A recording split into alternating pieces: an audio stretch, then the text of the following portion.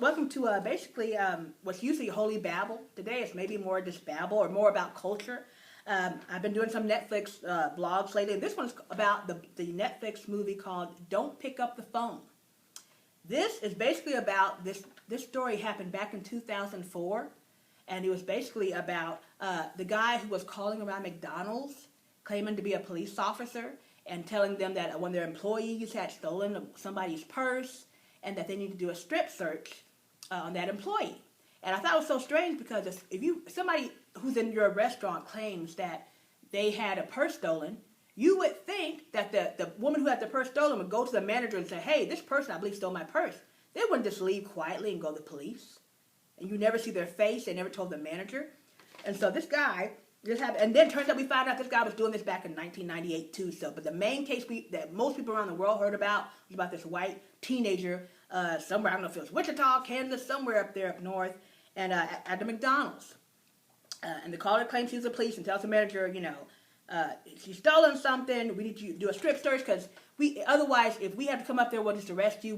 We're so bogged down in the police station, we don't have time to strip search her. So if you could do it, it'd be so much easier. Which right away, that doesn't even sound right, y'all. That you don't have the lawful right to strip search an employee at the inside of a restaurant and then have men come in and do it with you. Common sense just went straight out the window. So anyway, they asked the manager to do the search for him. A psychologist analyzed that the crank caller seems to choose small, conservative, rural towns where he felt the people would be more cooperative, more likely to follow orders, to not question authority. How many times are we taught that growing up? Respect your elders, don't question authority, just go along with whatever they tell you to do, right? This is such a teaching moment for adults and the children. Why didn't this caller call Shaquita up to New York? Because she knew Shaquita might have more street smarts to say, no, you full of it. No, I don't think so. Bye, right? He chose a Christian conservative-based town where he figured he could get away with stuff. And so maybe he would, so people maybe thought, I'm not saying all city people don't have street smarts. Let's not get that twisted. And all country folks don't have. Some people have plenty of sense, which we're going to see here in the story. So he was going for that, but he wanted that Christian obedience, subservient, don't question authority, respect authority as we are taught. Do everything I say without thinking or questioning it. It's rationale, which is not. We need to get out of that kind of mindset. Isn't that what we are taught though?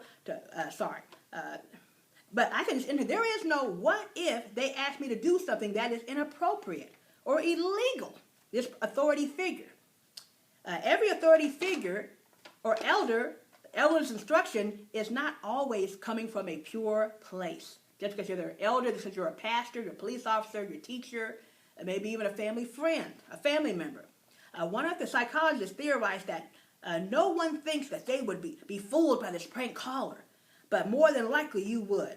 I disagree. There was an 18-year-old boy who came into the restaurant that day and saw something was going on.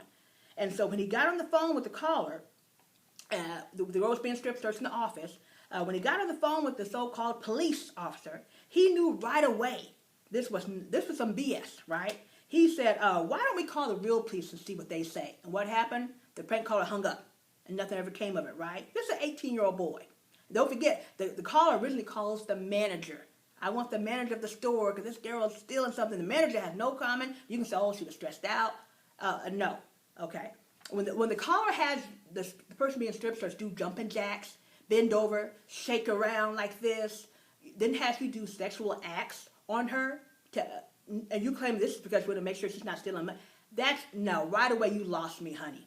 Right away you should have snapped out of that and said, okay, that does not make sense. Check her and see if there's any color of green on her skin, as if money, the color of money rubs off on your skin or it's in your hair. Are you crazy? And you went along with that? You think everybody would go along with it? Obviously, they didn't. We don't know about the people who hung up on him that we will never know about, that they got crank called and they never fell for it. We just know about the people he did call and they fell for it. Another street smart guy was actually the custodian at a different McDonald's who called, okay, he heard you got on there, huh? You want me to do what? You want me to have her bend over and smack her on the butt? No. Goodbye. Bye. And these were country Caucasian Americans, and right away they said no. While the manager's like, oh, okay, smack her on the butt, have her do jumping jacks, have me take off my pants. Okay. Are you kidding me? No, everybody would not fall for that crap. No. So all the while the managers are going along with every crazy thing the caller asked them to do. The caller is basically playing Simon Says. And Simon says, how dumb are you?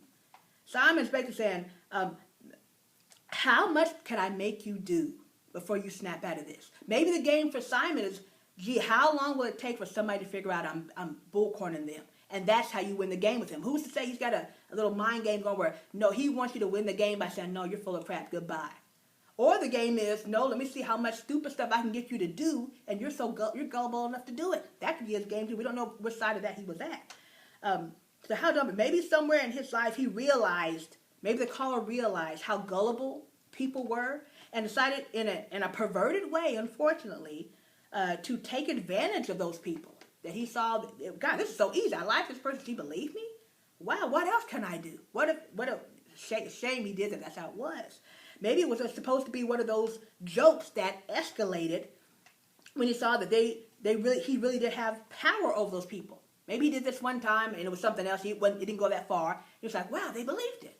And he got a power trip off of it. He's like, well, let me just try it again. And that's, it got out of control. So how much stupid stuff can I make you do before you realize this is crazy?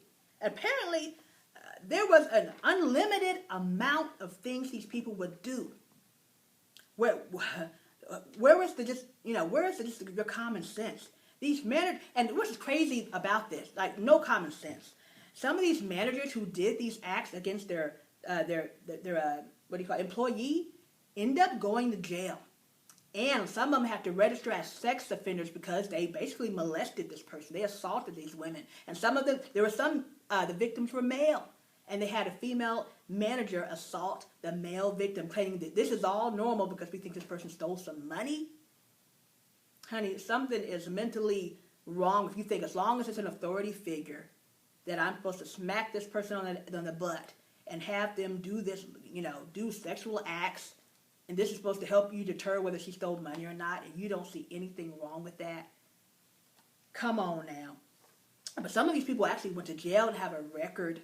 Their lives were destroyed. Not only the victim who went through it, the people who did the acts on the employee, their lives were ruined for life. Some of them lost their relationships, their friends, all of this. Some of these were really known to be pillars of the community, Christian folks, and they lost their friends. They assaulted this person because somebody just said to do it. Simon Says, jump. Okay, and registered sex offenders. So this is something I just think this is a teaching moment. If somebody we tell our children all the time, well, so and so told you to do it, honey, do it. Well, so and so says do this, do it. Well, no, what do you tell you to do? I said, I don't care who it is. If anybody ever asks you to do something that's inappropriate, you say, I have to get my mom first. If he says don't, right away you know he's no good, honey. If he says, no, don't do it, or I'm going to kill him, he's telling you that he's going to kill us because he knows you're a child and he's trying to scare you. He knows you'll believe it. We need to have a second talk with our children, and maybe even our adults out there, whether you're kids or fathers and mothers, what it means to respect authority figures. Where do you cross the line from that being an authority figure who means people well to not meaning people well, and now there's something wrong with you? Why do you say, no, I'm going to take this. If you're really a police officer, come on down here. Let me see your badge. Let me call the police station to verify you are with the police station. You are a legitimate police officer. You didn't just get fired, or you weren't never a police officer to begin with. Turns out the guy worked at a jail. He was not a security guard, bailiff. He was something at a jail, so that's why he had a uniform. They never saw him, the people who he was contacting on the phone. They hunted him down in Florida. They found out he worked at prison. Guess what? He didn't get jail. They said because he did it on the phone, it couldn't be considered molestation, any kind of assault, whatever. I don't know if he got some kind of, had to pay a fine. But this guy did not go to jail, but the people he pranked, many of them went to jail and are now sexual offenders. Now this is before, had this happened today, I think somebody still would say, no, that is a crime now. Just like you get on the internet, you can do all kind of stuff, make people kill themselves, and you can still, that's a crime now, you can go to jail for that, even though you were on the internet when you did it. I've heard about a girlfriend who helped her boyfriend commit suicide. He didn't want to die, but she wanted to help him die so he would be cool in school, and she did it all on the phone. Her butt went to jail.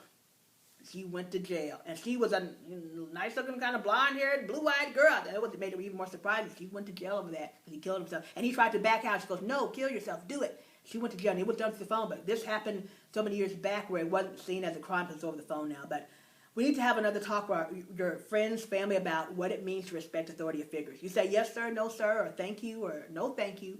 But you don't just go along with the flow of anything somebody wants you to do, no matter how well you know them or don't know them, but they're a pillar of the community or an elder. You need to rethink what that looks like. And to recognize when somebody crossed the line, you say, no, I'm not going to do that. No, no, sir. No, sir, and no, ma'am. Thank you for watching.